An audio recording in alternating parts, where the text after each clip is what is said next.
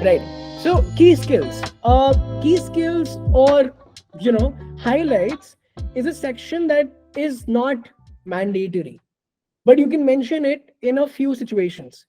So let's assume that you applied for a consulting profile which is very, very analytical in nature, right? They want you to have some very specific hard skills, right? Like SQL or Python or I don't know, advanced Excel, right? Or maybe uh, something like Power BI.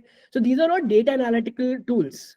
So in case they're asking for it in the job description, then it's good to probably mention them in the key skills, especially if you have them. In case you don't have them, then we have a program in data analytics as well. But the point is that you need to talk about them if the profile is asking for it, because that way the recruiter would be like, oh, you know what, Lakshya has these skills, right? We are looking for them, he has them. As simple as that. Hobbies and interests is another section which is not mandatory, but like I mentioned, it's good to mention it. So when I'm talking about things like highlights, what you can do is on the top of the CV, you can build a few boxes, right? And just point out the good things about your profile. Like let's assume that Bhavna, back in her B school days, I'm assuming that you've done an MBA, Bhavna, and I'm sorry if you haven't. But it I actually have actually. right? Yeah. So in case you've done your MBA, you could probably mention that you were a part of a consulting club during your MBA days, right? Mhm. Or maybe you could just mention that you while in your previous role you got a chance to help this particular company in reducing their costs by 10%, right? So these are very specific and defined impact points for your profile, right? Whatever they are. uh, Highlighting them on the top of your CV can be a wonderful thing in case you are able to come up with such points.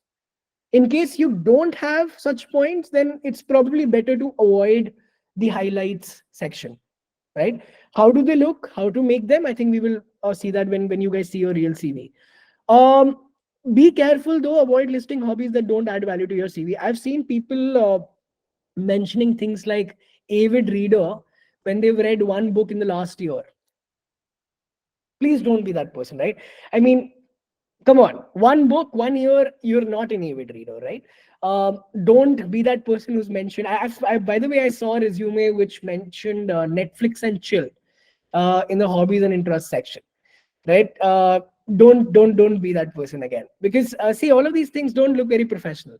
And if you're applying for a consulting role, they're not going to come across as fun gimmicks. That's just going to come across as blatantly unprofessional. And consultants have to work with the biggest of the brands, so unfortunately they don't have the bandwidth to play along, right? Which is probably the case. It might work, in case you're applying for a design role and you may add some fun design elements to your resume, could work. Not for consulting, unfortunately. So don't try to like play around if you're not confident that it's a good gimmick. I don't think that you can actually play around much with your resume, when it comes to consulting.